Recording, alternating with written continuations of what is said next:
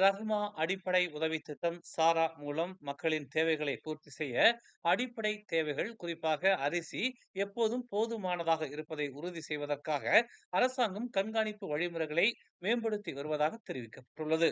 அதிகம் வாங்கப்பட்ட பொருட்களை அடையாளம் காணவும் சந்தையில் விநியோகத்தில் எந்த இடையூறும் இல்லை என்பதை உறுதி செய்யவும் அரசாங்கம் நிகழ்நேர தரவை பயன்படுத்தும் என்று தொடர்புத்துறை அமைச்சர் டத்தோஃபாமி ஃபாஜில் தெரிவித்தார்.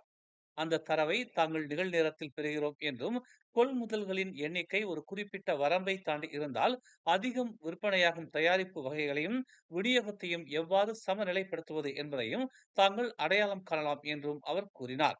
இதனால் எந்த இடத்திற்கு வந்தாலும் மக்கள் அந்த தயாரிப்புகளை மீட்டெடுக்க முடியும் என்று அவர் குறிப்பிட்டார். சபா தாவாவ் மெரோத்தாயில் உள்ள ஒரு பேரங்காடியில் நேற்று சாரா செயல்படுத்தப்படுவதை பார்வையிட்ட பின்னர் ஃபாமி ஃபாஜில் செய்தியாளர்கள் மத்தியில் இதனை தெரிவித்தார். மேலும் செய்திகளை தெரிந்து கொள்ள தமிழ் மலர் நாளிதழை பாருங்கள். உடனுக்குடன் செய்திகளை தெரிந்து கொள்ள தமிழ் மலர் இணையதளம், தமிழ் மலர் செயலி மற்றும் மலர் டிவி யூடியூப் சேனலை வலம் வாருங்கள். எங்களோடு இணைந்திருக்க மலர் டிவியை பதிவு செய்து கொள்ளுங்கள். உறவுகள் மகிழ்ந்திட விருப்பம் மற்றும் பகிர்வு சேவையை சொடுக்கிடுங்கள்.